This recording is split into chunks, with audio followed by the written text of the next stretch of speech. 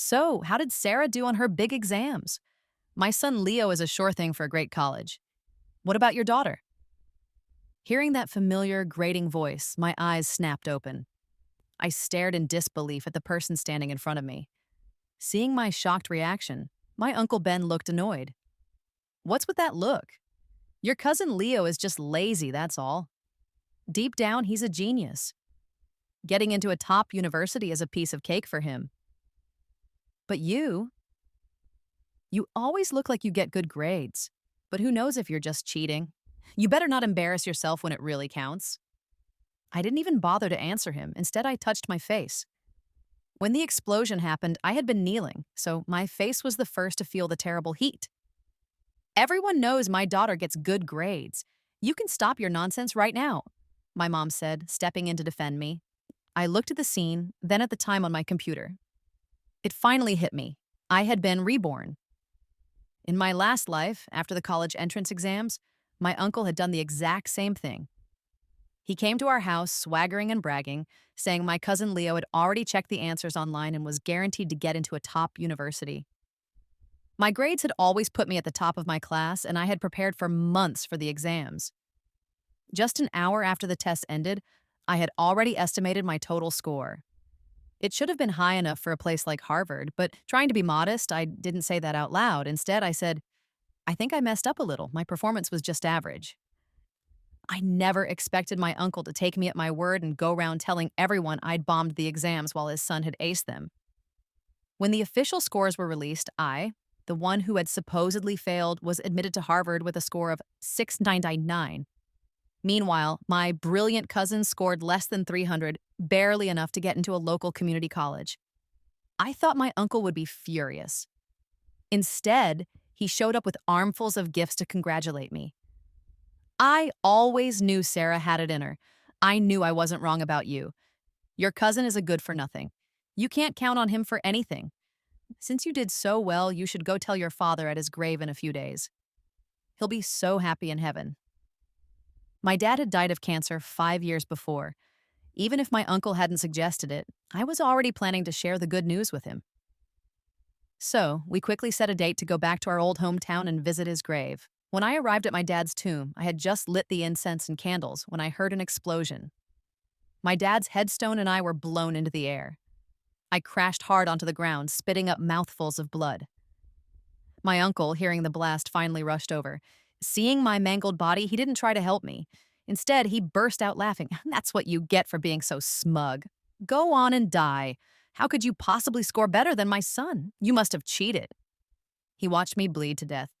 When my mom heard the news, having already lost her husband, the loss of her daughter made her lose the will to live. She killed herself.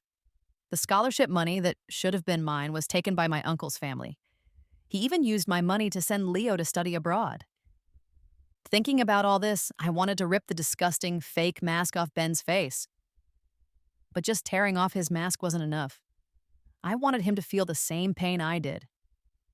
I quickly forced a couple of laughs. Not at all, Uncle Ben. I was just thinking about myself. I think I did just okay, probably about the same as my usual grades. The smile froze on Ben's face. My usual grades always put me first in the class. If I did about the same, didn't that mean I did great? You can never be sure with the big exams. Every year, some people show their true colors. Don't get your hopes up for nothing. I couldn't be bothered to argue with him, so I just gave him a dismissive nod. Right, you're right. I did terribly. I'll probably only get into a community college. Your son will definitely get into Harvard. Ben didn't catch the sarcasm in my voice. Instead, he lifted his head smugly. Don't you worry. We're all family. When your cousin makes something of himself, he'll pull you up with him. He left with his nose in the air, leaving my mom so angry her chest heaved. I'd like to see how that idiot Leo gets into Harvard. Then she looked at me worried. Sarah, how did you really do? You're always number one. Don't tell me you slipped up on the finals. Ever since my dad passed, my uncle had often bullied us, a widow and her child. If I really had done poorly on the exams, we would be ridiculed relentlessly. How could we ever show our faces again? I soothed her, patting her hand. Mom, don't worry, I already checked the answer keys. Harvard is a sure thing. Hearing my reassurance, my mom finally breathed a sigh of relief. There was still some time before the official scores were posted. My classmates were all making plans to travel, but I bought a bus ticket back to my old hometown and went alone. When my dad got sick, our family spent all our money and went deep into debt. In the end, we couldn't even afford a cemetery plot, so we had to bring his ashes back to our hometown and bury them near the family gravesite. Carrying a shovel, I took a small path up the mountain, avoiding everyone. Under the cover of darkness, I dug up my father's grave. I knew my dad's spirit in heaven wouldn't blame me. This time, I was going to make sure Ben's family got what they deserved. When I returned to the city, I found a part-time job at a bubble tea shop to start earning money. Although I would get a scholarship from Harvard once I was accepted, I planned to save that money for emergencies. I wanted to earn my own tuition and living expenses during the summer break. I specifically chose a boba shop far from home to avoid being recognized by anyone I knew. But somehow Ben and his family still found out. The day the scores were to be released finally arrived. I asked my manager for the day off and went home early to check my results. But as soon as I got home, I found Ben and Leo sitting on our sofa. "What are you doing here?" I asked, my expression flat and unwelcoming. "Your cousin is about to go to college?" my uncle said smoothly. "I hear all college students need a laptop. As his older cousin, shouldn't you chip in? Since you've been working lately, how about you give him your wages to buy one?" I rolled my eyes, amazed at the sheer thickness of their skin. When my dad was sick, Ben had lent us a few $1,000s. Ever since, he'd used that small favor as an excuse to find fault with everything. Even though my mom and I had already paid him back, he still showed up from time to time to demand our gratitude. "Uncle Ben, are you confused? I'm Leo's cousin, not his mother. Why would I be the one buying him a laptop? Is he like me? Did his father die too?" My words made Ben choke. He frowned at me. "What kind of way is that to talk? You're not getting into a good university anyway. Leo is going to a top-tier school. He needs a computer more than you do. When he's successful, you'll benefit too." "I don't need it. And we'll see who's benefiting from whom. Leo's grades have always been at the bottom of the class. What gives you the confidence to think he'll get into a top university? I really don't get your family. You have more nerve than anyone I've ever met. How can you stand there and bully a widow and her daughter? You'd better watch out, or my dad might send a lightning bolt from heaven to strike you down." A long day at work had already put me on edge, and since I already knew both our scores, I didn't hold back at all. Leo was young, and my words made his face flush beet red. He shot up from the sofa and pointed a finger in my face. "Sarah, what are you so arrogant about? The scores aren't even out yet. Stop being so cocky." "So, what if you get good grades in school? Who knows how you got them? The real test is the final exam." He's right. I get bad grades because I'm being low-key. I don't want to show my true strength. I almost laughed out loud, but it was almost time to check the scores. He'd be eating his words soon enough. "That's enough, son. Let's not waste our breath on her. When you get into a top university, let's see how arrogant she is then." As he said this, he turned to leave. I quickly stepped forward and stopped him. "Don't go. The scores are about to be released. I'm waiting for you to put me in my place." My uncle turned back, shot me a fierce glare, and then exchanged a look with Leo. They were both fuming from my insults and were itching to sit down and see me proven wrong.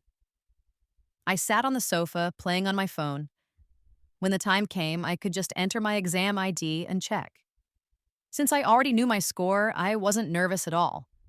Leo, on the other hand, was distracted. He couldn't even focus on his phone and kept looking up at the clock. "It's time, you can check now. Hurry up and log in." As soon as the clock struck the hour, my mom nervously urged me to exit my game and start checking. "The network is a little slow. It's been loading forever. Damn it, what's wrong with this stupid network? Why can't I get in?" "Sarah, just smash your useless router already. We can't even check our scores." On the other side of the room, Leo was furiously tapping his screen, cursing under his breath. "Oh, what's going on? It's not coming up. Maybe you should try a different way." My mom had no time for him. Her eyes were glued to my screen. It's up! It's up! The next second, my score popped up. My mom stared at my phone, her voice rising in an excited shout. Just like last time, it was 699. Harvard was in the bag. Honey, you're amazing! Mom is so proud of you. My mom hugged me tightly, tears streaming down her face. What's all the noise? What score did you get that's worth all this fuss?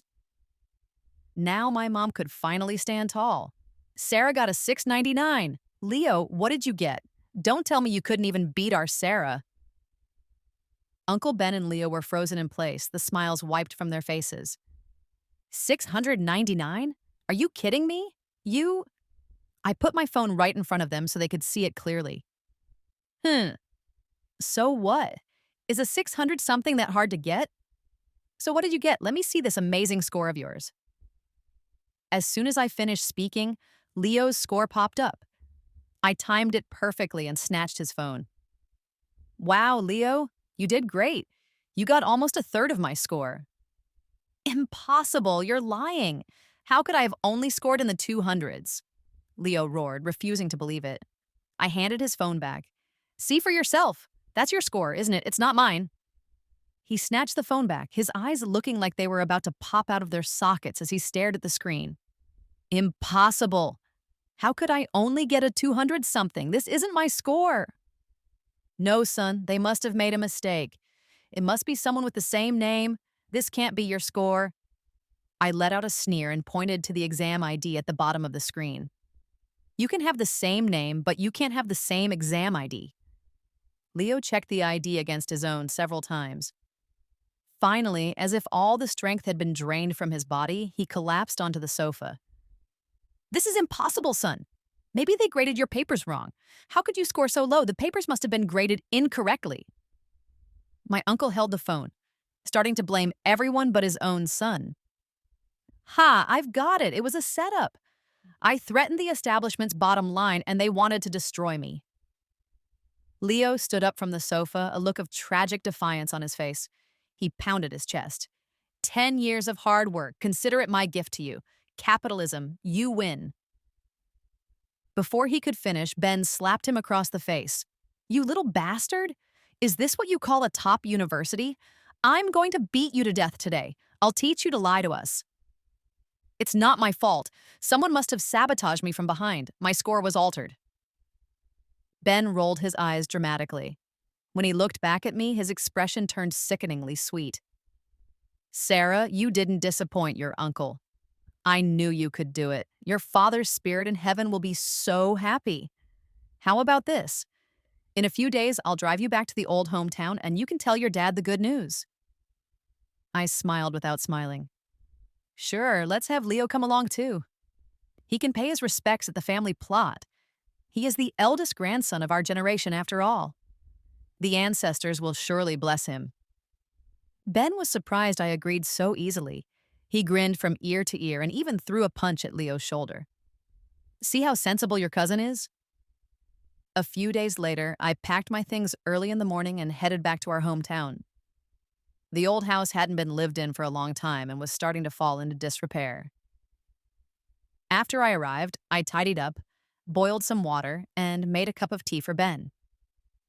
Seeing me act so considerate, he puffed up with pride again. You go talk to your dad at his grave in a bit. Leo and I will head over to the family plot. We'll split up. I nodded and sat down beside him, taking out the milk and bread I'd prepared earlier. I planned to eat and then head out. Just as we finished getting our things together and were about to head up the mountain, Ben suddenly frowned. Hold on, I need to use the bathroom. He hadn't even finished his sentence before he bolted for the toilet. When he came out, he hadn't even made it out of the yard before he ducked back in. Uncle, did you eat something bad? Are you still able to go?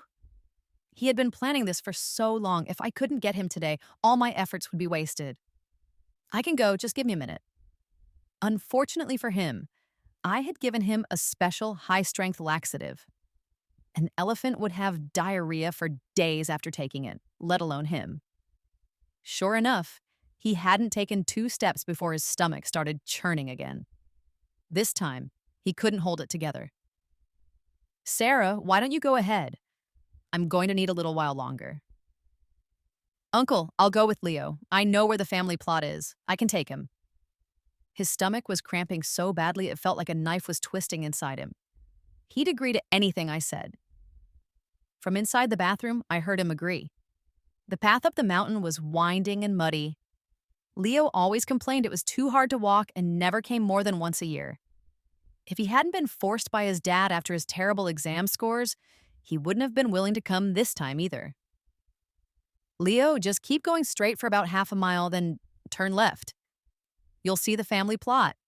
Make sure you kowtow properly to the ancestors and ask them to bless you with a spot at a good university. Leo shot me an impatient look but didn't say anything, just strode forward. I took another small path up and circled around behind him. Once he reached the grave, Leo took out the incense and candles he had prepared, lit them, and started to burn paper offerings. The flame flickered and quietly ignited the fuse nearby. Then, with a deafening boom, everyone in the vicinity was startled. What was that sound? Did something explode? Huh, probably someone's septic tank. It's getting hot out. With all that waste piled up, of course it's going to explode. What septic tank? The explosion was on the mountain, not here. Meanwhile, Ben, who was still in the bathroom, heard the sound and knew instantly it wasn't a septic tank. It was my dad's grave. He hurriedly pulled up his pants, rushed out of the bathroom, and grabbed the first villager he saw. Did you hear an explosion on the mountain? The villager looked at him puzzled. What's an explosion on the mountain got to do with you? Probably just someone setting off firecrackers. It definitely wasn't firecrackers. Who sets off firecrackers that loud? My son and my niece are still up there. I need to go check. Hearing this, the villager took it seriously. Being a kind-hearted person, he went up the mountain with him to see what was going on. Ben pretended he didn't know what was happening, but as soon as they were on the mountain, he led the way straight to my dad's grave, eager to see my dead body. My dad's grave is just up ahead. Let's check on my niece first. She got a score in the 600s on her exams and is about to go to Harvard. We can't let anything happen to her. As he said this, he couldn't suppress the smile on his face, already imagining my corpse. As they neared my dad's grave, they saw a blackened body on the ground. Its clothes and hair were scorched, looking like a human-shaped piece of charcoal. But luckily, the person wasn't quite dead yet. Their chest was still rising and falling. Ben let out a scream. "Sarah, are you okay?" He rushed to the charred body, his eyes filled with a third of confusion, a third of terror, and a third of triumph. Tears started falling on cue as he dropped to his knees with a thud. "Sarah, open your eyes and look at your uncle. How did you end up like this?" Ben delivered the best performance of his life, kneeling before the charred body and crying his heart out. "Ben, stop crying. We need to get her to a hospital. She might still be saved." "Yeah, she's still breathing. She's alive." The people around him kept trying to console him, but his goal was for me to die. How could he let them take me to a hospital and save me? So he feigned overwhelming grief, acting as if he didn't even have the strength to stand. "Sarah, it's all my fault. This is all your uncle's fault." The onlookers couldn't bear to watch. I couldn't be bothered to watch his act any longer, so I just walked out from behind the trees. "Uncle, what are you crying about? I'm right here." Ben's sobs caught in his throat. He looked at me as if he'd seen a ghost, so startled that he fell backward onto the ground, his finger trembling as he pointed at me. "You? What are you doing here?" My eyes were wide with innocence. I just finished burning some offerings for my dad and decided to come check on the family plot. "What's wrong? Why are you crying?" "The family plot? Isn't this your dad's grave?" A terrible thought began to form in his mind. The next second, my words confirmed his suspicion.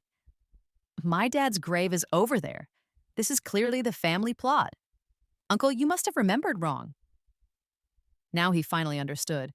The charred body on the ground wasn't me. It was Leo. "Leo, my son!" He threw himself onto Leo's body, calling his name over and over, but the person on the ground was already breathing his last. I walked over, pretending to be flustered. "What happened to Leo? Why was he blown up like this? It must be the firecrackers you bought. They must be faulty." "Sarah, you little bitch, this is your own cousin. How could you be so heartless?" Ben immediately pushed the blame onto me. his eyes vicious, looking like he wanted to tear me apart. I took a step back. Uncle, how can you accuse me like that? What reason would I have to do this to Leo? Besides, I just bought regular firecrackers. Even if they exploded, at worst they'd just injure someone.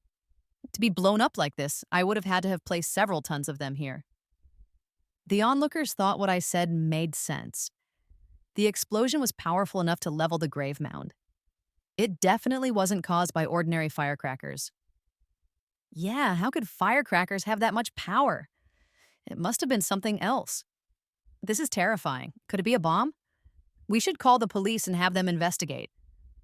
I nodded. Uncle, Leo's injury is a great injustice. We must have the police find the person responsible. I want to see just who is so vicious they would dare to bomb someone's family grave. With that, I immediately dialed 911. Ben couldn't stop me even if he tried. Uncle, we need to get Leo to the hospital. He might still be alive. My reminder finally made him remember his son was dying. He was about to pick him up, but as he touched him, pieces of charred skin started flaking off. The intense pain woke Leo up. A weak voice escaped his throat. Dad, save me. It hurts so much. This time, Ben's tears were real. Son, Dad's taking you to the hospital right now. You're going to be okay. But just as he stood up to head down the mountain, the laxative kicked in again. His stomach clenched, and he instantly lost control. A thick, foul stench filled the mountain air. Ben, you're a grown man. How did you soil your pants? It stinks so bad. Smells like something died.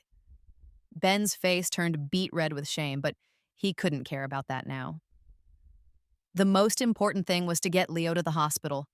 With every step he took, the pain in his stomach worsened. Before he even made it to the foot of the mountain, he finally collapsed from exhaustion and passed out. I called an ambulance and had them both taken away. Hearing that the family grave had been blown up, my mom rushed over. My aunt, Ben's wife, came with her. When she saw Leo burn to a crisp and her husband having soiled himself, she nearly fainted.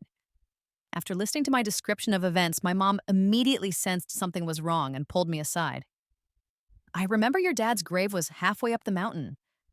How did it end up at the top? My dad was buried in our hometown, and my mom and I could only visit once or twice a year, let alone Ben and Leo. Besides the day of the burial, they had never been back, so they had no idea where my dad's grave was actually located. After the scores came out, I immediately bought a ticket back home, dug up my dad's headstone, and replaced it with the one from the family plot, then moved it. When Leo saw the name on the headstone, he thought he was at the family plot, but he was actually at my dad's grave. When he burned the offerings, the flame ignited the explosives Ben had planted. You must be remembering wrong. My dad's grave is at the top of the mountain. You must have it mixed up. Seeing how certain I was, my mom didn't press the issue. Just then, Ben woke up and started demanding to see his son. Leo is still in surgery. How are you watching the kids? How did he get hurt so badly? My aunt cried, pounding Ben with her fists. Ben couldn't understand it either. He had meant to blow me up. How did Leo get caught in the blast? He blamed it all on me, pointing at me with gritted teeth. It was Sarah who insisted on taking Leo away while I was in the bathroom at home. How are you watching your cousin? This is all your fault. My aunt glared at me. You little bitch, I knew you were a curse on your cousin. How could you do this to him? If anything happens to my son, I'll kill you. How dare you talk like that? Leo is an adult. It's his own bad luck. Who can he blame? My daughter did nothing, and you throw these accusations at her. Is there no justice? My mom shot back, not backing down. Uncle, don't be so angry yet, I said. Aren't you curious who blew up Leo? The person who planted the explosives is the real culprit. At the mention of explosives, Ben's eyes flickered nervously. What explosives? Where would explosives come from? I bet it was the firecrackers you bought that hurt your cousin. I threw my hands up. You don't have to believe me, but you have to believe the police, right? They'll be here soon, and then we'll know what happened. Hearing about an explosion, the police took the matter very seriously and immediately sent a team to inspect the grave. They quickly found some clues. We found some unburnt gunpowder under the tombstone. It's not the same type as what's in firecrackers. It looks like someone deliberately planted it. A police officer informed us at the hospital. It must be Sarah. She's the one who hurt my son. Officer, you have to arrest her and get justice for my boy. Ben immediately started shouting, pushing all the blame onto me. Uncle, you need evidence to make accusations. You say I planted the explosives? Do you have any proof? Ben glared at me hatefully. It must have been you. Otherwise, why would you volunteer to bring Leo back to the hometown? You two don't even get along. You must have wanted revenge. It was true that I deliberately asked Leo to come back with me, but what kind of evidence was that? It was hardly enough to prove anything. I just saw that Leo did so poorly on his exams. I thought I'd ask the ancestors to bless him. Who knew someone had such malicious intentions and planted explosives? The police also found Ben's claims to be weak and didn't believe his one-sided story. Just then, a group of people suddenly flooded into the room, surrounding Ben and talking all at once. Ben, what happened to your son? How did that unlucky kid blow up the family grave? Yeah, my mother is buried there. You've disturbed her rest. You need to give us an explanation. I just went to see it. The grave mound is completely flat and the headstone is shattered. It's going to cost a lot to repair. The destruction of the family grave was a major event. I had immediately contacted all our relatives and friends to let them know. They all thought Leo was the one who blew it up, so they came straight to Ben to demand answers. It wasn't my son. My son is a victim too. He's still in surgery. It was Sarah. It must have been her. She wanted to hurt my son. My poor boy, why is your life so miserable? If you go like this, I won't live either, Ben wailed pitifully, falling off the hospital bed in a dramatic display. Seeing him like this, the relatives were moved and immediately turned on me. You damn girl! Leo is your cousin. How could you be so cruel? Just as I thought, a girl with a dead father has no upbringing. I looked at this group of people coldly. When my father was sick, they all avoided me, terrified I would ask to borrow money. After he died, they didn't even come to his funeral. I knew very well that these people didn't care about family ties at all. They only cared about their own interests. To them, Ben could offer them more benefits than I could, so naturally, they would side with him. I sighed and spoke slowly. When I heard the family grave was blown up, I thought that as a member of this family, I should contribute to repairing it. But since you all have this attitude, I think I'll just save the money to buy a nice plot for my dad and move his grave back to the city. Hearing this, the people in the room froze. Repairing the grave would cost a lot of money, and they had come here to get that money. Now an opportunity was right in front of them, and they had just let it slip away. Don't listen to her. She's just a girl. Where would she get the money? Her dad died and left her with a mountain of debt, Ben yelled. My exam scores are out. The school gave me a scholarship. In a little while, when the acceptance letter from Harvard arrives, I'll get even more scholarship money. Where do you think I get my money? Only now did these relatives learn about my exam results. They had children of their own and knew exactly what a university like Harvard meant. The way they looked at me instantly changed. Who is Leo's family? A nurse called out as she entered the room. Ben immediately rushed forward. I'm his father. Is my son okay? His condition is critical. You need to sign these forms immediately. We will do our best. The nurse held a critical condition notice. Ben held the pen but didn't dare to sign. I'm not signing. You have to save my son. My son is about to go to college. He'll be fine. He threw a tantrum on the floor, insisting the doctors save Leo. But the doctors could only do their best. They couldn't bring back the dead. The nurse kept trying to persuade him to sign quickly and not waste time, but he wouldn't listen. At that moment, another nurse came out, her expression regretful. The patient could not be revived. He has passed away. Hearing this, a guttural, animal-like howl erupted from Ben's throat. Son! My son! He jerked his head up suddenly, lunged at me, and wrapped his hands around my neck. You little bitch! It was you! You killed my son! I'll kill you! I was being strangled, my vision blurring. Luckily, the police were right there and pulled him off me in time. Otherwise, I suspect he really would have killed me. I'm going to kill you! Give me back my son! Looking at his furious, desperate face, it was as if I really had done it all. Uncle, you can lie to everyone else, but don't lie to yourself. You know better than I do where the explosives in that grave came from, don't you? Some sense returned to Ben, but he remained stubborn. How would I know? You must have planted them. In that case, I took out my phone, pulled up a video, and played it for all of them to see. I forgot to tell you, Uncle. I was worried something might happen to the family grave, so I installed a camera nearby.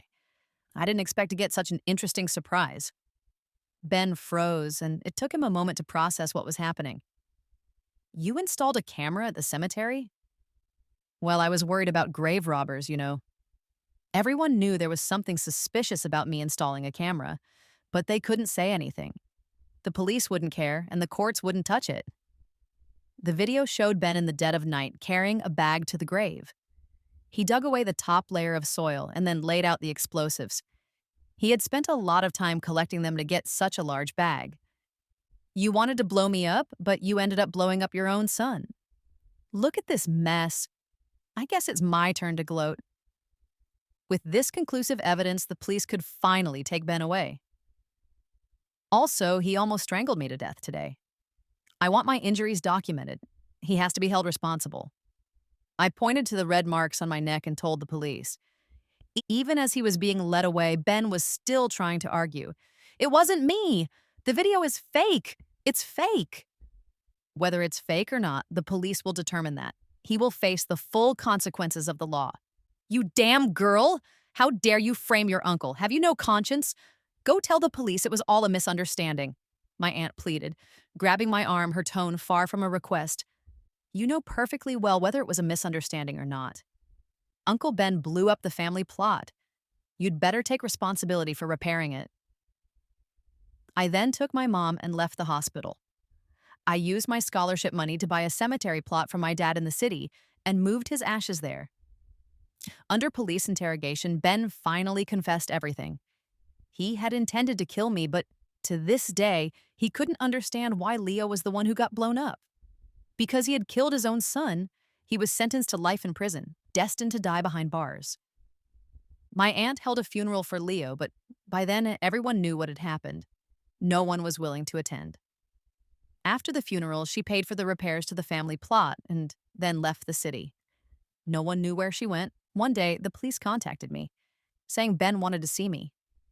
Taking the opportunity, I went to the prison with my acceptance letter. You swapped the two graves, didn't you? That's why Leo was killed and you were fine.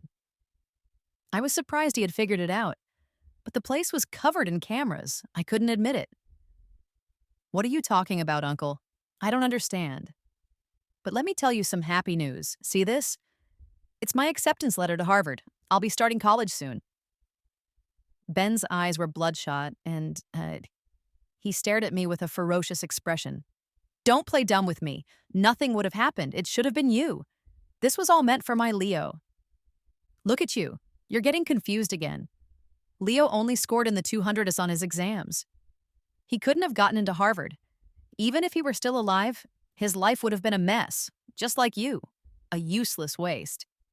Ben lunged at the glass partition, trying to hit me, but was restrained by the guards. The visit ended abruptly. Holding my acceptance letter, I walked out of the prison with my head held high. From now on, only a bright future lay ahead of me. Story 2, The Ungrateful Guest. Amidst the noise, I slowly opened my eyes, realizing the sounds were coming from outside my door. I struggled to my feet, walked to the entrance, and saw that my neighbor's door was wide open. Groups of people were sitting around, some burning paper offerings, others chatting. My neighbor's daughter, Lily, who looked to be about 5 or 6, a little sprout of a girl, was squatting in a corner, head down, burning paper. I opened my door, poked my head out, and looked down the hallway. It was filled with funeral wreaths. Just then, someone else came in, and a mournful tune started playing downstairs. It was then that I understood. I had been reborn on the day my neighbors passed away. In my previous life, the couple across the hall died in a car accident, leaving their 8-year-old daughter, Lily, with no one to care for her. Ever since they had moved in, our two families had become as close as sisters. Our children grew up together like siblings, inseparable. After my neighbors died, her grandparents, who were old-fashioned and only cared for the boys, refused to raise Lily. My own daughter, Emma, was introverted and shy, a quiet girl, and Lily was practically her only friend. Understanding all this, I made a bold decision to take Lily in and raise her as my own. I believe I did everything a mother should. I never played favorites. Whatever my daughter Emma had, Lily had too. Having lost her parents at such a young age, Lily was more sensitive. For example, when I walked them to school, Lily would always squeeze in between us, one arm around me, the other tightly clutching my husband's, making it seem like we were a family of three while Emma could only trail behind, dejected. I thought Lily was just starved for affection and wanted to feel the warmth of a family, so I let her be. When they were in third grade, I bought them a new desk. Emma loved it, but Lily threw a fit and refused to use it, continuing to do her homework at the dining table. When I gently asked why, she said that in her heart, she felt the desk was bought for Emma and she was just being allowed to use it as an afterthought. The desk still belonged to Emma. Hearing her say this, my heart ached for her, thinking how sensitive she must be after losing her parents. So I bought her a separate desk. But her peace lasted only a few months before she asked for Emma to move into the study. We lived in a 3-bedroom apartment, 2 large south-facing rooms, and a north-facing study where they did their homework. One of the south-facing rooms was for my husband and me, and in the other I had placed a bunk bed for the 2 girls. To be fair, I even had them switch between the top and bottom bunks every week. Now Lily was saying she didn't want to share a room with Emma anymore. She always peeks at my homework, and when I'm trying to think, she bothers me. She's even read my diary and she snores at night. I never get a good night's sleep. I don't want to share a room with her anymore. I knew Emma's grades weren't as good as Lily's, so I took Lily's words at face value. But Emma was my daughter, and I couldn't just banish her to the study. After discussing it with my husband, we decided to give each of them a south-facing bedroom, while my husband and I moved into the north-facing study. The matter was finally settled. Later, I pulled some strings to get them both into the same middle school. Because there was a steep hill leading to the school, I bought each of them an e-scooter, both simple $1,000 models. Less than a month into the school year, Emma's scooter was stolen. When we checked the security footage, we saw some punk with bleached hair picking the lock and riding off on it. The camera only caught his back. And with several vocational schools nearby, there were too many kids with bleached hair to find him. Even if we did, we likely wouldn't get the scooter back. It wasn't a huge amount of money, so I didn't pursue it further. I bought Emma a new e-scooter in the latest color. This, of course, made Lily unhappy. She demanded I buy her a high-end e-scooter, one that cost over $10,000. In the past, I had given her almost everything she asked for, but this time I refused. After all, her scooter was only a month old. It worked perfectly fine, and she had chosen the color herself. She didn't say anything at the time, just walked out with a sullen face. A couple of days later, she told me her scooter had also been stolen. Naturally, I didn't believe her. I took her to see the security footage. The video showed her riding the scooter into a blind spot in an alley. When she came out, the scooter was gone. Lily insisted that she had arranged to meet a friend she met online in the alley to trade celebrity cards.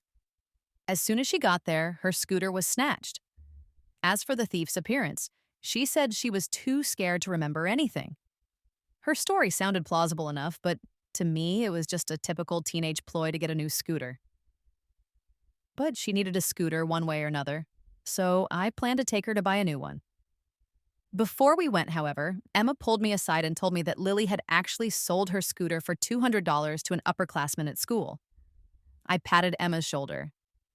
Let it go. We'll just buy her another one. Something similar to yours. If she loses it again, I won't buy her another one. As we finished talking and came out, we saw Lily standing in the corner. Her head was bowed, but she was staring at where Emma had just been standing with a chilling, hateful look in her eyes. The expression was so foreign, it was as if her eyes were laced with poison. I shivered instinctively. Noticing my gaze, she immediately changed her expression, tilting her head and giving us a sweet smile. "Oh, you two were chatting? I just got here." I nodded and, acting as if nothing had happened, took her to buy a new e-scooter. I thought that was the end of it, but from that day on, Emma began to change. She became even more withdrawn, even more timid. Before, even though she didn't like talking to strangers, she always seemed happy. But now she kept her head down whenever she went out. She used to never wear high-neck shirts, but now she always wore a turtleneck or a scarf. When I tried to give her a bath, she would always refuse, saying she was older now and needed her privacy. When I tried to talk to her, she repeatedly shut me down, refusing to say anything, and her grades plummeted. It was Lily who told me a lot, saying that Emma had an unlikable personality and no friends at school. She wouldn't ask the teacher for help when she didn't understand a problem, and everyone called her a weirdo. Lily claimed that if it weren't for her protecting Emma, she would have been beaten up by punks from outside the school. Then, I accidentally found a record of Emma seeing a therapist. I was frantic. Thinking back on all her strange behavior, I was almost certain something had happened to her. I didn't want to alarm her, so I planned to subtly ask her teacher about it after school. But the teacher called me first, asking me to come to the school. When I arrived, she handed me a diary. It was Emma's. Word by word, she had written about her sorrow and pain. As I read it, my anger surged. In the diary, Lily had spread a lie. She had told everyone that she was my husband's biological daughter and that I had killed her mother before marrying him and bringing Emma into the family. She had spun this tragic drama, making it sound so vivid and believable that terrifyingly, Emma had believed it. She was young and timid, too scared to tell me anything. And when she thought about all the times Lily acted cute and I gave her everything she wanted, she became even more convinced of Lily's story. Her grades dropped, and she poured her most tangled feelings into that diary every day. When Lily found the diary, she took it to school and read it aloud to the other students. At that impressionable age, everyone believed it. They laughed at her, calling her an illegitimate child, the daughter of a homewrecker. Lily used this opportunity to have everyone isolate her, getting the school bullies to torment and bully her. The diary incident blew up and was finally discovered by a teacher, who confiscated it and called me. I was furious. I rushed home, a fire of rage burning inside me, but the house was empty. I immediately turned back, searching the route between the school and our home. I searched everywhere they might have gone until it was almost dark, but I couldn't find them. Then my phone rang. Someone told me my daughter had fallen into the water and was no longer breathing. I was thunderstruck, on the verge of collapse. By the time I reached the hospital, Emma was already covered with a white sheet. Beside her, Lily was crying, trembling, her heart seemingly broken. I don't know why she suddenly jumped into the river. She was already in a bad mood, and she asked me to go for a walk with her today. Why would she suddenly do something so rash? Mom, please don't blame Emma. Maybe death is a kind of release for her. But Mom, don't be too sad.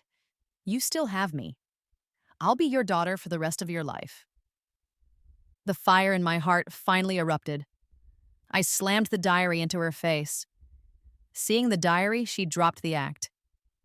She stood there, biting her finger with an innocent look. I don't know, she fell in by herself. Maybe she couldn't take it anymore. I saw she'd been seeing a therapist lately. Is there something wrong with her? If so, it's normal for her to do something like this, right? I was enraged. I grabbed her by the neck and demanded, "Did you spread those rumors? Did you take her diary and show it to the other students?" She blinked her big, innocent eyes. She brought it to school herself. She wasn't paying attention and dropped it. I just helped her pick it up. The other students saw it and read it out loud. What does that have to do with me? I stopped listening to her excuses and called the police. But the spot where Emma had fallen into the water had no security cameras and no witnesses. Losing a child in middle age, I was heartbroken. I quit my job and spent every day at the cemetery with my daughter. In a daze, I passed away just a few years later. But heaven had mercy on me. I was reborn back when my daughter was still alive. This time, I would make that ungrateful wolf pay the price she deserved. The mournful sounds continued outside. I found them grating and shut the door. The next second, there was a knock. I looked through the peephole. It was Lily. I opened the door. At this point, Lily was just an 8-year-old child, her features still soft with youth. But unlike my memories of the last life, her expression was flat, almost devoid of sadness. When I opened the door, she walked right in and asked, "Auntie, can you adopt me?" I froze. Seeing me silent, she continued, "My parents died in a car accident. From what I understand, I'll be getting a large settlement. If you're willing to adopt me, the money is yours." I was stunned, my mind flashing back to my previous life. In that life, after her parents died, she dropped out of school and was sent by her grandparents to their rural hometown. A month later, her uncle called me, sobbing, "Auntie, please save me. I don't want to stay here anymore. My parents' settlement money is with my grandparents, and they've given it all to my cousins. I have to do chores for them every day, and I get bullied at school. I can't stand it for another second." I could imagine with my eyes closed what a young girl would face alone in the countryside. Her choked sobs and childish voice broke my heart. I asked her, "Don't you have an uncle? Can he take you in?" She whimpered, "My uncle wants to, but my aunt is pregnant again, and she won't let him come see me." She begged me, "Auntie, can I come with you? Just give me a little food to eat. I promise I'll be good to you when I grow up." In my last life, I had rushed to Lily's hometown, expecting a struggle to get her. After all, a girl in the countryside could be traded for a hefty bride price. But to my surprise, I took her away without any trouble. Her grandparents' only condition was that the settlement money had to stay with them, as a sort of redemption fee for Lily. And in my last life, I had agreed without a second thought. I looked at Lily now, her face was etched with impatience. Seeing my gaze, she quickly composed herself and pleaded again. "Auntie, my parents' settlement is in the six figures. If you're willing to raise me, I'll bring the money with me. Besides, Emma and I are good friends. If you take me in, it'll be like getting a companion for her, right?" Remembering her grandparents' unreasonable behavior in my last life, I casually asked, "Will your grandparents agree to give me the settlement money?" Her face darkened and she bit her lip fiercely. "I'd burn that money before I let them get a single cent." I was struck by how different she was from her past self. She pleaded again, "Please, Auntie, just give me a little food and you can have the money. I'll never ask for it back." Never ask for it back. Thinking of her viciousness in the last life, I shuddered and then firmly refused. "I'm afraid that's not possible. You have so many relatives, your grandparents are still around. Legally, I can't adopt you." She started to cry, her sobs racking her small body. "My mom said they're all bad people, that they're only after my money and will hurt me. But you're different. You and my mom were so close. She told me to come to you if I ever needed help." I thought for a moment, then said with some difficulty, "Auntie's house only has 2 bedrooms. The other room is a study, and your uncle often needs to work in there. I'm afraid we just don't have space for you." "Then you could buy a bunk bed," she said eagerly, then quickly added, "I mean, I can share a room with Emma. We can get a bunk bed. I can pay for it." She clasped her hands together, begging desperately, "Please, please, just let me stay for now." I thought for a moment, then opened the door. "All right, come in for now, but let's be clear, we only have the north-facing study available. If you're willing, you can stay in there for now." She said anxiously, "Can I stay with Emma?" I shook my head. She likes to have her own space in her room to do her own things. She doesn't like to be disturbed. Her eyes dimmed for a moment, but then she nodded. "Okay." She turned to go home and pack her things. I stopped her. "My company just had pay cuts, and your uncle might be facing layoffs. We really don't have the extra money to support you." She gave me a strangely unfamiliar look, then said, "Don't worry, I'll bring the settlement money over."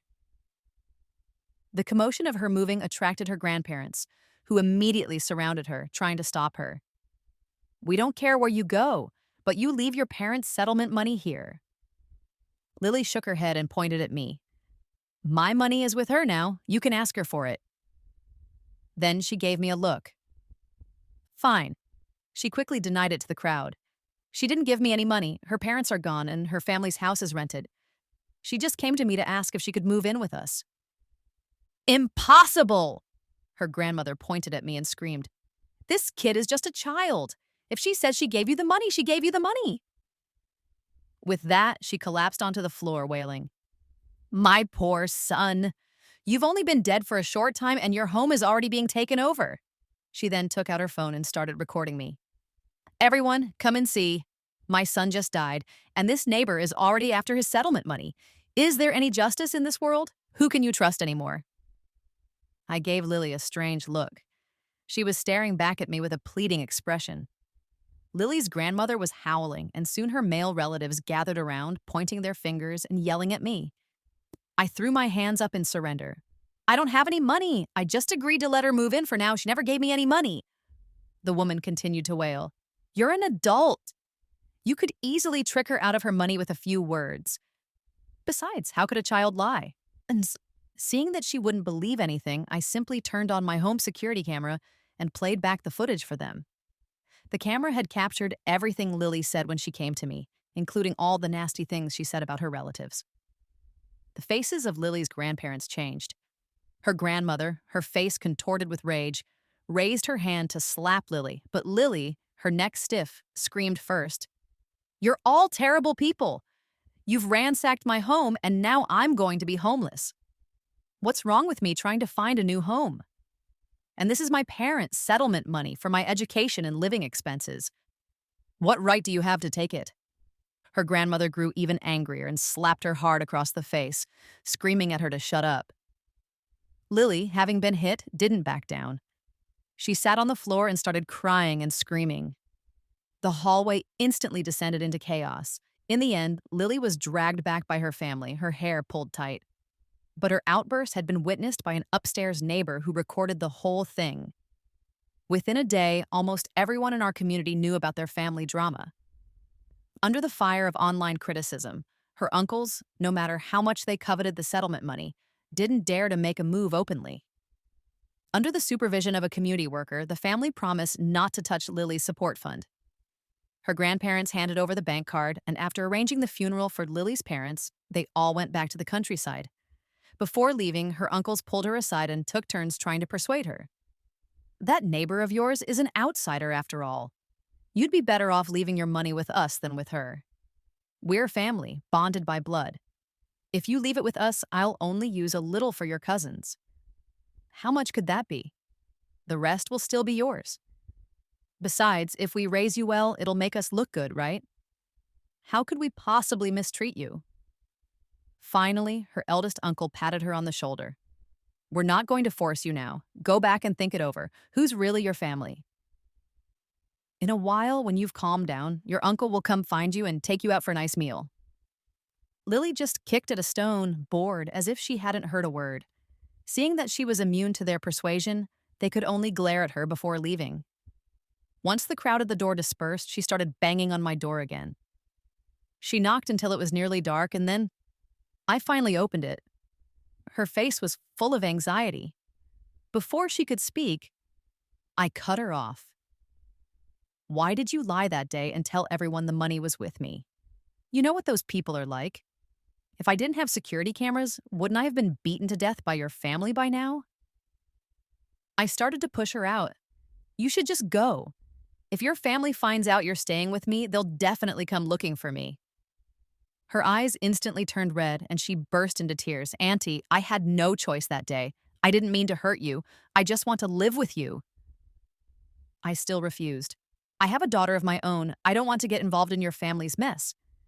Since you have money, you can take care of yourself or find some other kind aunt or uncle to adopt you.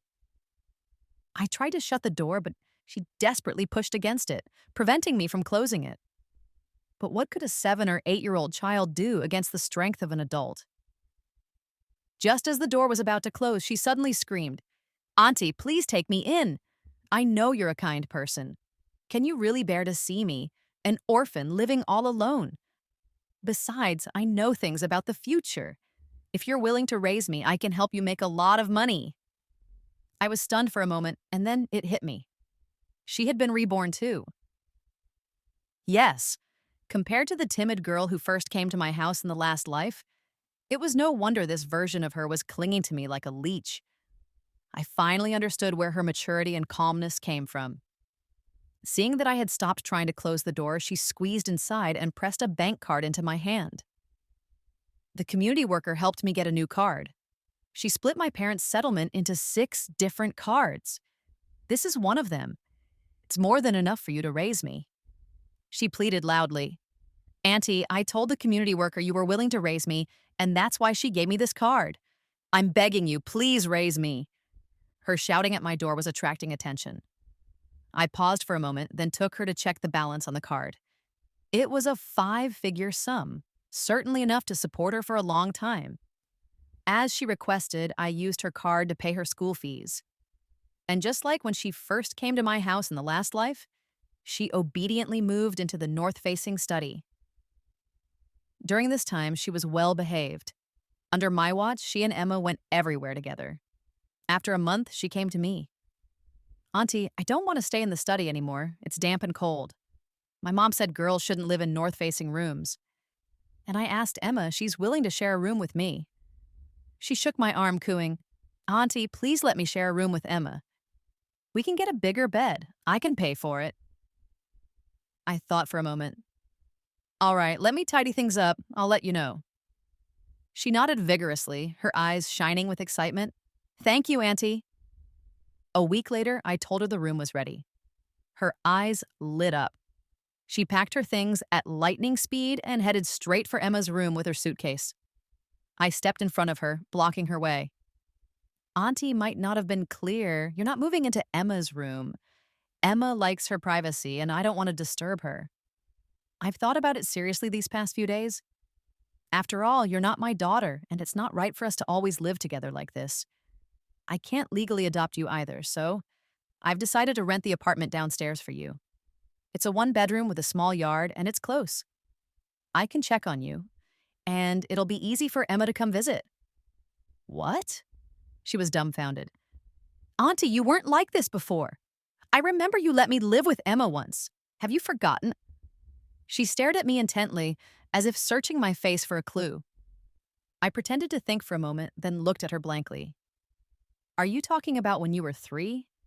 Your parents were still around then. You'd come over for a night, and, of course, Emma was happy. But sleeping in the same room every day wouldn't be very convenient. I knelt down and spoke patiently. Lily, I wanted to adopt you, but I've asked a lot of friends. And since you have family, no one advises me to. So it's better if we live separately, but don't worry. I patted her shoulder. I can visit you anytime. I specifically rented a place with a yard for you. If you get bored, Emma can come down and play with you. No, I don't want to, she cried, throwing a tantrum on the floor. I want to be with Emma. I'm only 8 years old. How can I live by myself? She looked up at me with teary eyes. I told everyone online that I'd be living with you. They're all calling you the kindest neighbor. If they find out you kicked me out, what will they think of you? I smiled. I've been struggling with this too, so I posted about it online. I showed her a video on my phone. Most people think I shouldn't adopt you. The few who support the idea are being told they're just talking big because it's not their problem. So I've thought it through, and that's why I rented the apartment for you. Her face turned pale, and she kept muttering, No, no. I sat down beside her patiently and stroked her hair. The netizens are right. It's easy for them to say things when it's not happening to them. Raising a child is different from raising a pet. You're a person, and a girl at that. Raising you would take a lot of energy. And as you can see, I'm already busy with work and taking care of Emma. It's a lot. She argued, but Emma and I can take care of each other. No, you're both minors, and I would be responsible. Plus, you've made such a big deal of this already. Everyone is watching. I don't want to live under a microscope. This was never my problem to begin with, so for everyone's sake, it's better if you live downstairs. I smiled gently. I just want a quiet life. But don't worry, I will take good care of you. Putting you downstairs is something I have to do for my own reasons. She forced a smile that was uglier than a cry. Could you just tell everyone we're living separately, but secretly let me stay with Emma? No, I shook my head. The apartment was rented with your card. Since I used your money, I had to report it to the community office. Now they all know, and they'll be checking on you from time to time. If you get caught, who in the community do you think will help you when you're in trouble?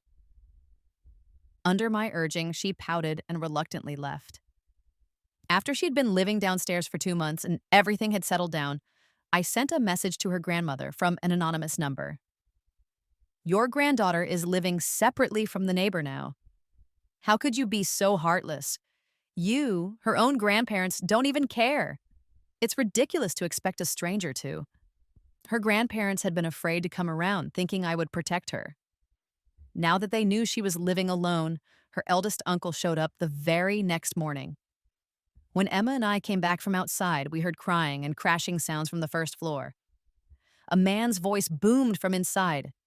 You little bitch, you think you can treat me like an outsider, huh?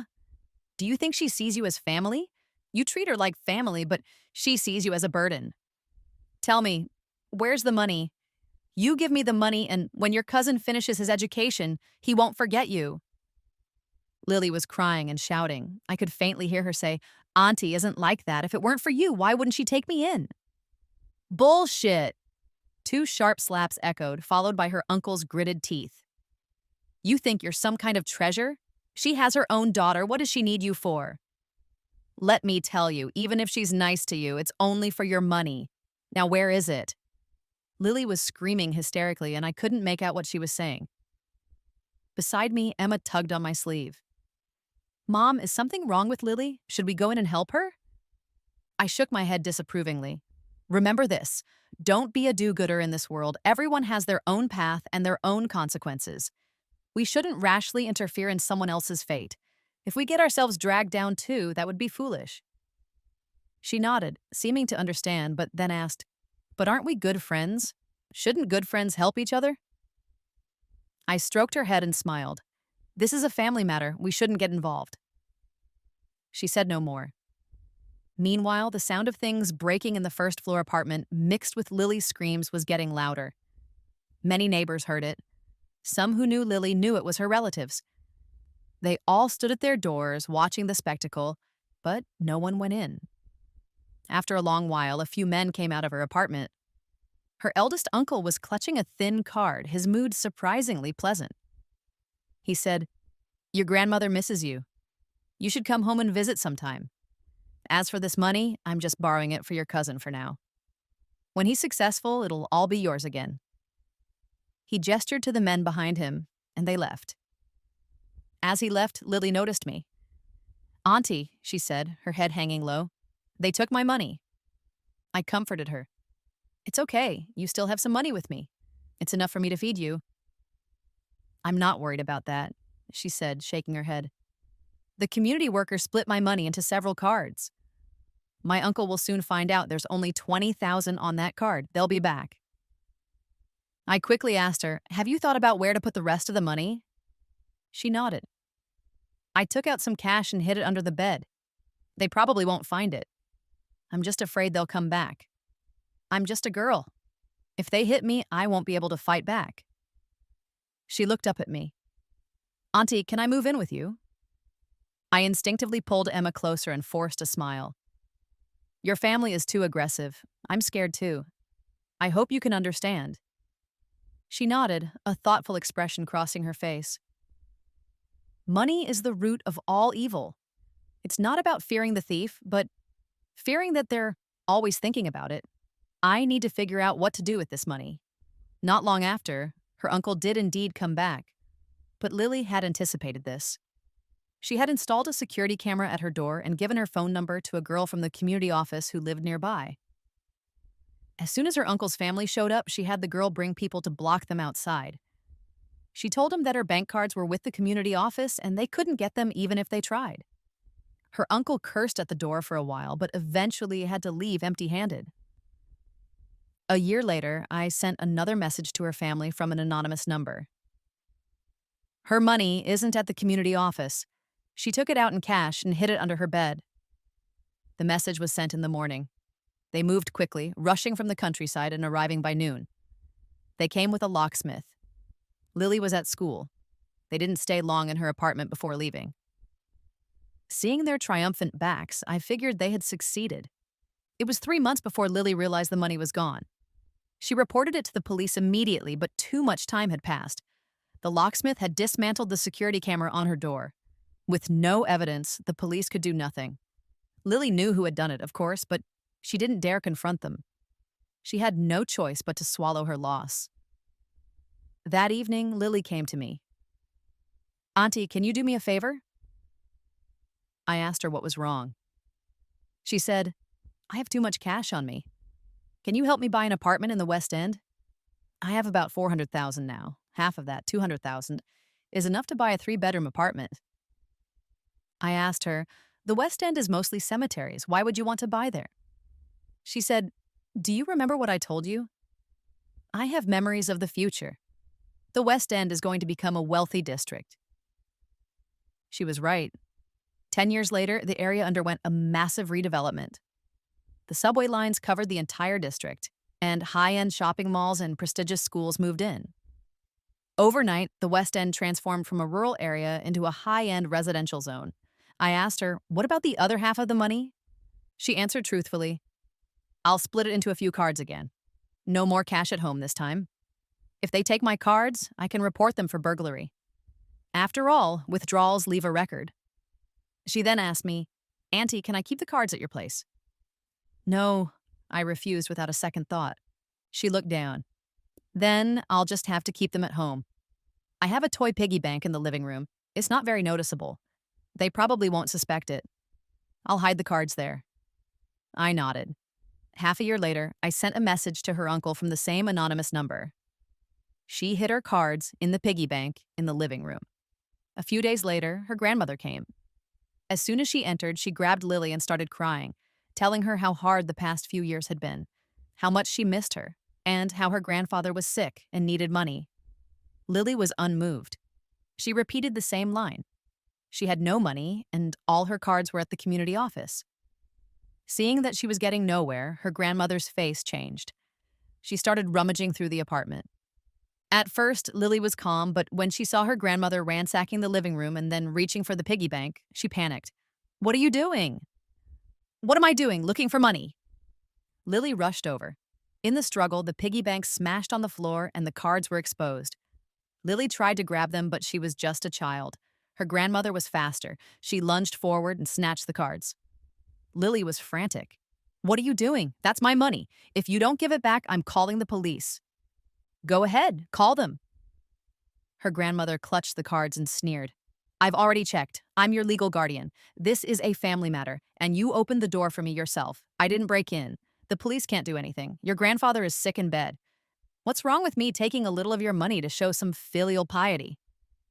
With that, her grandmother left. That night, Lily came to me crying. I comforted her. It's okay. It's only $50,000. It's gone, so it's gone. To distract her, I pulled out a stack of papers from behind my back. I went to look at a few places in the West End today. This one, Lido Gardens, is pretty good. It's in a small town, so the price isn't high. $200,000 can get you a renovated 2-bedroom apartment. Lido Gardens? She stopped crying, her eyes lighting up. You mean the Lido Gardens at 48 West End Street? I wasn't surprised that she knew the address so precisely, even though she had never been there. I looked at it today. The building is relatively new. Even in 10 years, it won't be too old. Okay, she nodded eagerly. Let's get that one. Auntie, please take me to buy it this weekend. With the house purchase settled, she was no longer sad and left humming a little tune. A house in the West End would be worth 10 times as much in 10 years. The money her relatives had taken was nothing compared to the skyrocketing property value. She was happy, and I was even happier. In my past life, after my daughter's accident, I was too grief-stricken to continue raising her. When she got to high school with no one to support her, she had to work part-time while studying. Eventually, she couldn't keep up, and her grades plummeted. She barely managed to get into a third-tier college. With no money for a private university, she ended up at a vocational college in another city. So she only knew the basics about the West End's development. What she didn't know was that while the West End would indeed undergo massive redevelopment in 10 years, an ancient tomb would be discovered under Lido Gardens during the demolition. As a result, 10 years later, Lido Gardens would become the only urban village in the West End, never to be demolished. I took her to buy the house the next day. She was greedy and even had her eye on the larger 3-bedroom apartment next door, which cost $300,000. According to the redevelopment calculations for the West End, that one apartment could be exchanged for 3 new ones, each worth over $1 million. It was enough for her to live comfortably for the rest of her life. She paid gleefully and completed the transfer. Perhaps because she had bought the house and I had helped her with such a major life event, our relationship grew closer. During this time, she started coming to our house more often, asking me about Emma's middle school application. I told her I planned to enroll Emma in a well-known private middle school nearby and was already pulling strings to get her in. That school was one of the best in the city, filled with the children of wealthy families. If she could get into their social circle, even the pocket change they dropped would be enough to cover her living expenses for a month, not to mention the connections she would make. In her last life, she had wanted to go to that school. Her grades were good enough, but she didn't have the money. Now, hearing me say this, her eyes lit up. She quickly asked me how to apply. I told her the tuition alone was nearly $100,000 a year, not to mention room and board, uniforms, and living expenses. And attendance at this school required living on campus. Hearing this, she immediately begged me to help her apply too. Her grades were much better than Emma's. With the right connections, she would have an easier time getting in. She gave me her bank card and told me to do whatever it took to get her in. At this point, she only had $90,000 left on her card. Including the cash she had hidden at home, she had at most $100,000 or so. $100,000 was barely enough for 2 years of tuition. I asked her how she planned to pay for living expenses and future tuition once she got in. She told me not to worry about it. Once I'm in school, I'll be living on campus. I won't starve. I'll rent out my house in the West End, and that will bring in some income. And since I'll be at a prestigious school, I'm sure I'll be able to make money somehow. I nodded and took her card. Once the card was gone, she only had $100,000 left at home. She looked at me. "Where do you think I should keep this money?" I thought for a moment. "Probably back in the piggy bank in the living room. It's unlikely they'd look in the same place twice. And now that your uncle knows you bought a house, he probably thinks you're broke. You should be able to have some peace and quiet for a while." She nodded and did as I said. In the second semester of her 6th grade year, I brought her good news. "Your resume has been submitted to the school's Dean of Admissions. They think you're an excellent student and have agreed to accept you, but the tuition and fees are non-negotiable." She jumped up in excitement, practically leaping onto me with a cheer. "Oh my God, Auntie, thank you so much. With a school this good, do you think I'll have to worry about the rest of my life?" I patted her head. "Of course not." She then asked, "What about Emma?" I nodded. "She's going to that school too." "That's great! That's great!" She clapped and squealed. A few months later, after the middle school entrance exams, the acceptance letter from the private school arrived. It was finally a done deal. Lily was overjoyed, as if she could see her bright future unfolding before her, but she was celebrating too soon. I didn't know any dean of admissions, nor did I have any connections. I had simply given Lily's resume to an agency that specialized in school admissions. The agency charged a $90,000 fee, and the receipts were all legitimate. No matter how Lily investigated in the future, she would never be able to trace it back to me. Besides that, she should have had over $100,000 left. These past few years had been too comfortable for Lily. With the acceptance letter in hand and the house bought, it never occurred to her that her grandmother was still after her money. So when the security camera on her front door broke, she didn't bother to fix it. When her grandmother started banging on the door in the middle of the night, I heard a scream, followed by Lily's panicked shouts. "What are you doing here? Why are you back again? I told you I have no money?" Through the floor, I couldn't hear what her grandmother was saying. Emma had also woken up.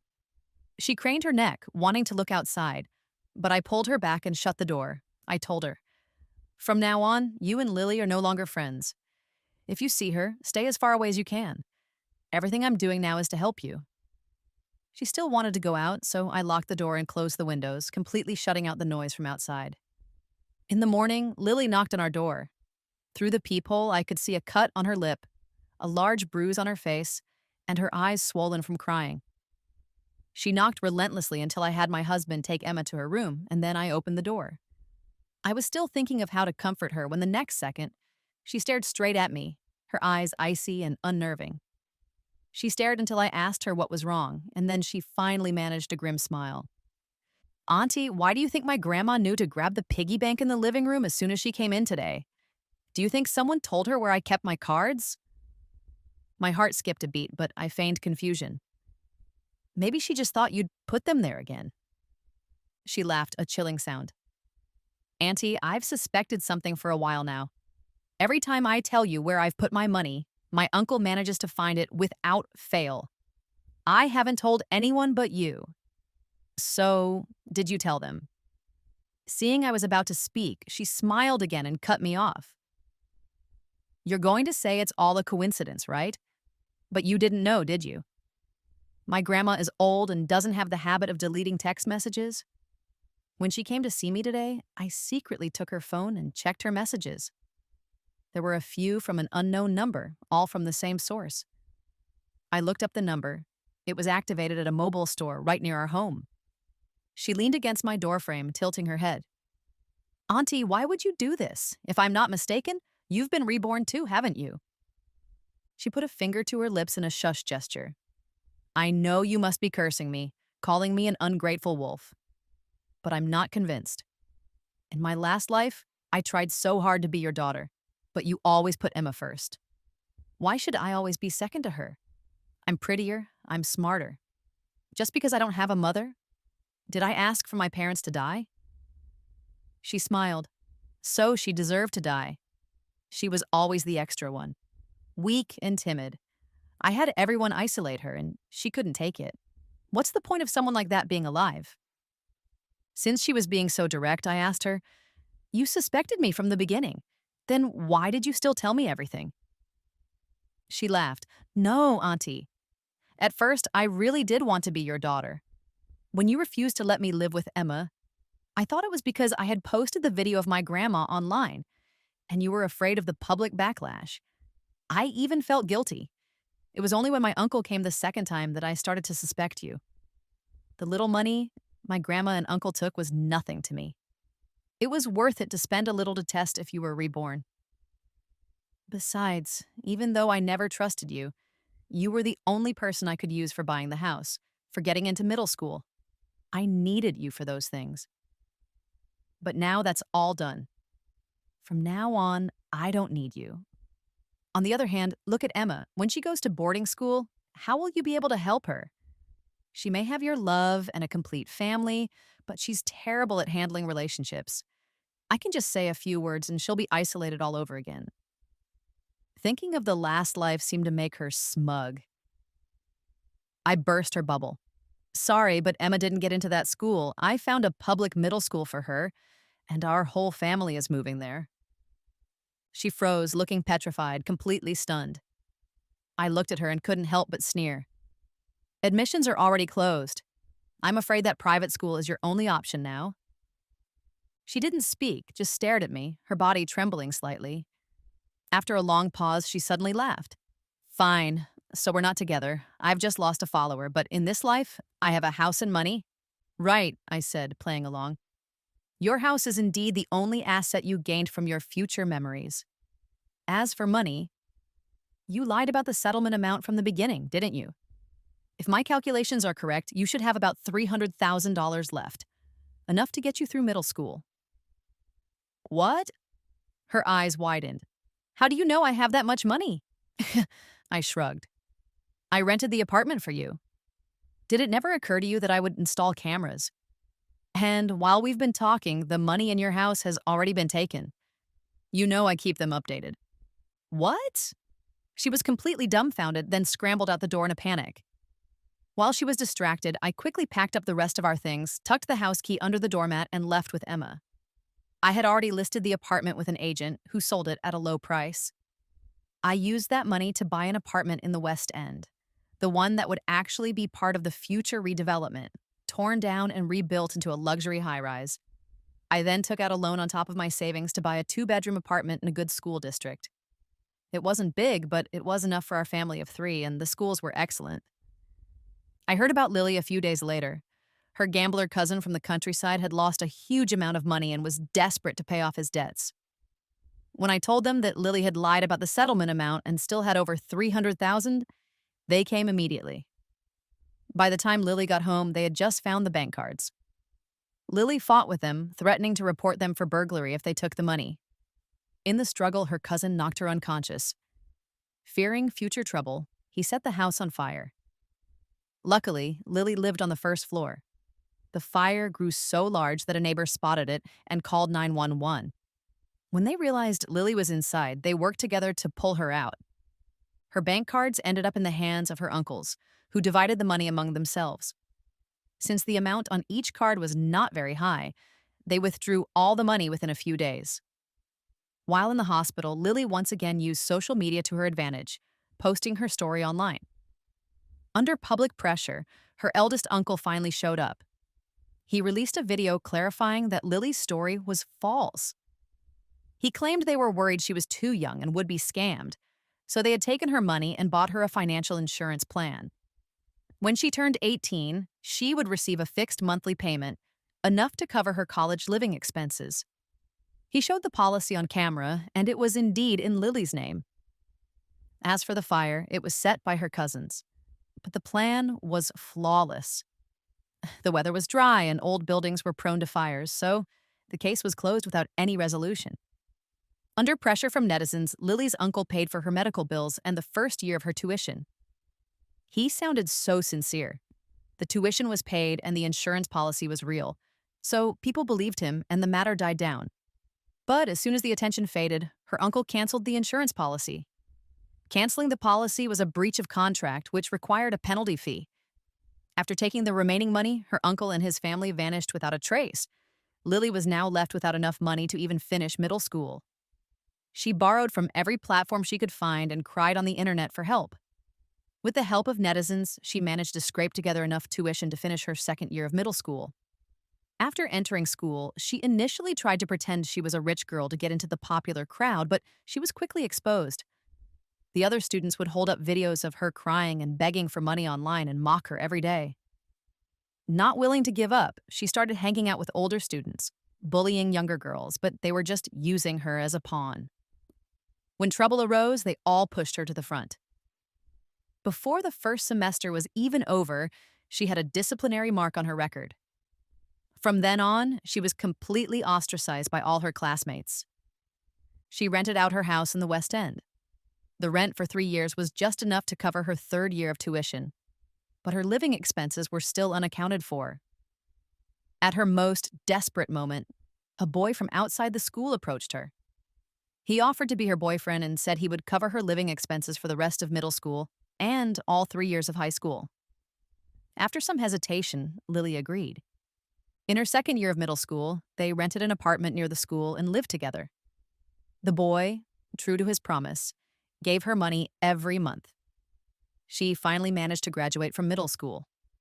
When high school started, the boy went to an international program and dumped her. She didn't know that this boy was someone I had hired. He was one of her classmates who I was paying to support her. Lily had once given me a card to help her with school enrollment.